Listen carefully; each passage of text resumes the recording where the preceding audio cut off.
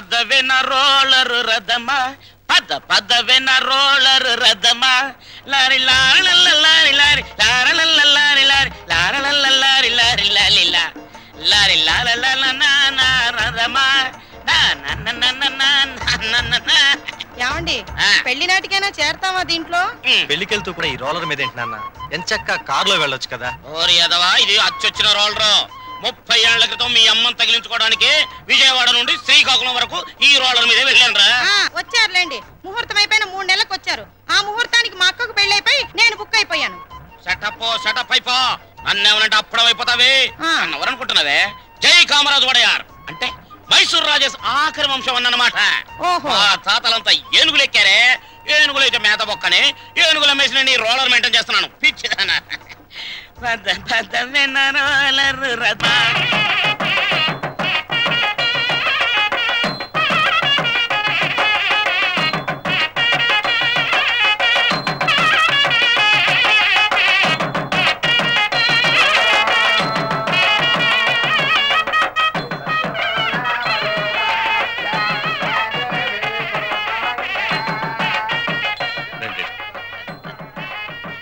ఇలా కూర్చోండి.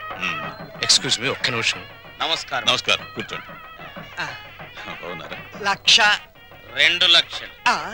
బాబు నువ్వు వెళ్ళి పని చూసుకో.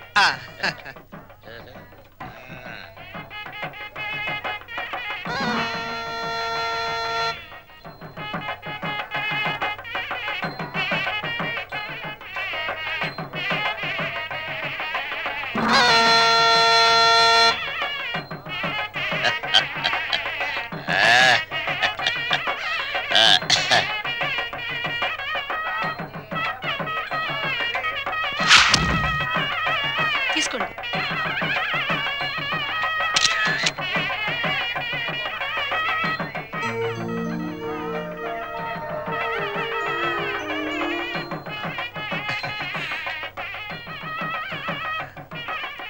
అమ్మా ఒక్కసారి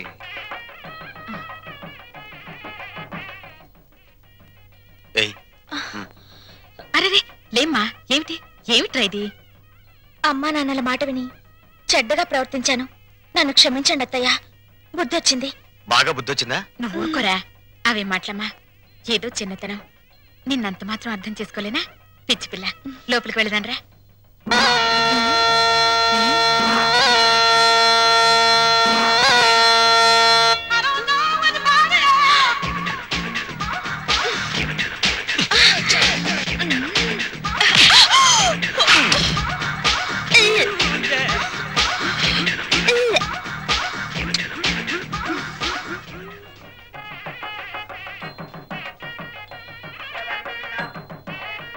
అత్తయ్య, ఏమైందమ్మా? తప్పుల మీద తప్పులు చేసి మావయ్య గారి మొహం చూడాలంటేనే నాకు తల తీసేసినట్టుంది. రాణి, నాకు రంగ అసలు వరుస కన్నయ్య, మరో వరుసకి బావా. ఇప్పుడు ఆయన ఏమని పిలవాలి? రంగా అని పిలువమ్మా. ఆహా,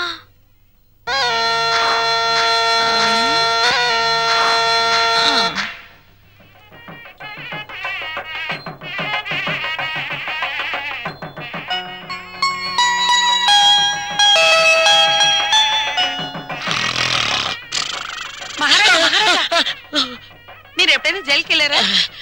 ఒకే ఒక్క రోజు వెళ్ళాను. అది నా రోలర్ కింద పంది పిల్ల పడితే. అక్కడ కోడికల కొండలరావుని చూసారా? ఆయన ఎవరు? నా మొగుడు. ఈ చాలు గాని ఇంకా చూసుకోండి. ఏంటది? పెళ్ళి.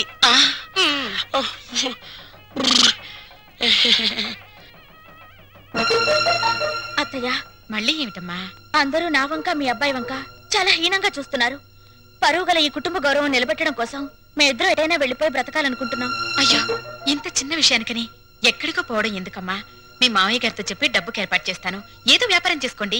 ఉమ్మడాస్తితో వ్యాపారం చేసి రేపు పొద్దున దివాలా తీస్తే ఆ భారం మొత్తం కుటుంబం మీద పడుతుంది.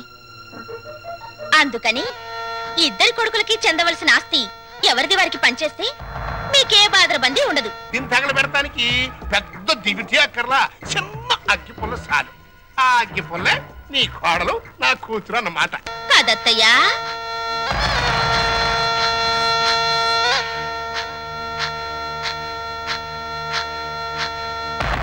ఈ కొడుకులిద్దరూ దేవాలయంలో గబ్బిలాయిలన్నమాట.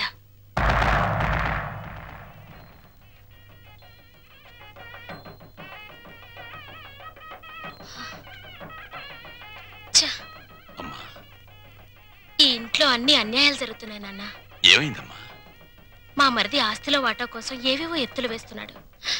ఈయన వరుస కూడా పంపకం మీదనే ఉంది. అంతేనమ్మా, తల్లిదండ్రులు చూసేది పిల్లల పెంపకం, పిల్లలు చూసేది ఆస్తుల పంపకం. మా మరిది చాప కింద నీరైతే ఈయన జేబులో తేల్లా కనిపిస్తున్నారు.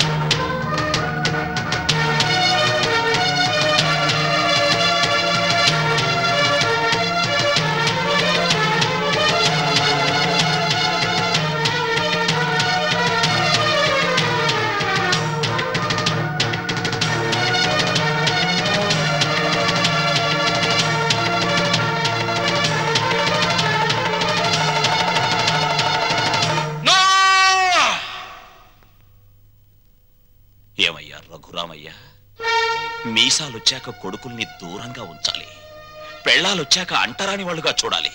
అది చేతకాక నా కొడుకులు, నా బిడ్డలు, నా సంతానం అని పట్టు కూర్చుంటే వాళ్ళు మాత్రం ఎంతకాలం ఊరుకోగలరయ్యా? పాపం అమాయకులు కాబట్టి, పెళ్ళాల పైట చెంగుల్ని పాము పడగలనుకుని భయపడే పసిపిల్లలు కాబట్టి ఇన్నాళ్ళు ఆగారు. ఇప్పుడు అడుగుతున్నారు.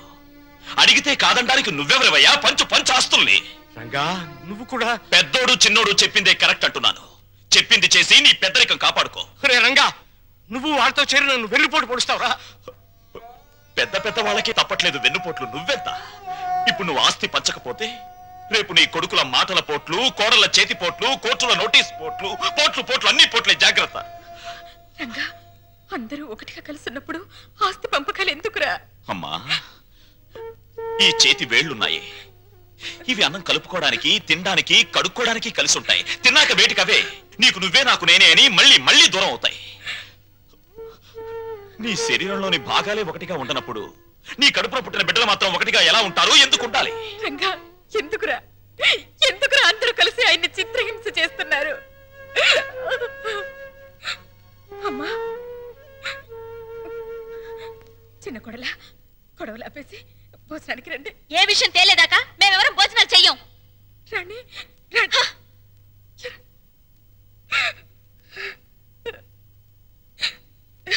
చెవండి, ఎందుకండి ఈ పట్టుదలలు? వాళ్ళు చెప్పినట్టు చెయ్యండి, ఆస్తి పని చెయ్యండి. ఎలా మాటలు వినడానికి నేను నీ కొడుకులా చావటాను. కానీ చెవండి, వాళ్ళ మాట వినండి. మనకు పెళ్ళయ్యాక నేను అడిగి మొదటి కోరిక, చివరి కోరిక ఇదేనండి. ఆస్తి పంచలేదన్న కోపంతో రేపు నేను చచ్చాక నాకు తలకొరవ పెట్టకపోతే అది ఎంత బాధో ఆలోచించండి.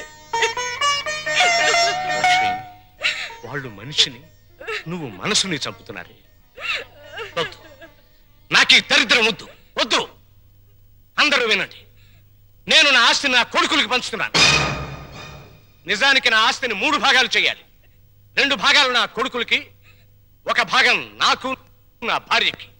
పేపర్లు తెచ్చుకోండి, ఈ ఆస్తి మొత్తం పంచేస్తాను. కానీ ఒక్క విషయం, నా భాగం కూడా నా కొడుకులిద్దరికి దానం చేస్తున్నాను. ఎందుకో తెలుసా? వాళ్ళు ఆస్తి లేకపోతే బతకలేని చవటలు గనక. నాన్న, మీ భాగం పంచడానికి వీల్లేదు. అది నా ఇష్టం రా. ఆవేశంలో తొందరపడుతున్నావు. బతికున్నంత కాలం బిడ్డలపై ఆధారపడి ఉండాలి.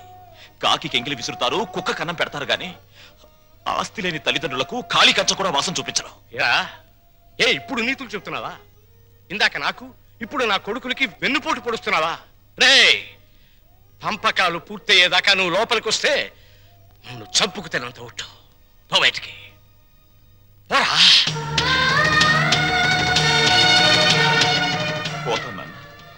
పోతాను, కానీ నేనేం చెప్పాను, ఎందుకు చెప్పానో కాస్త ఆలోచించుకో.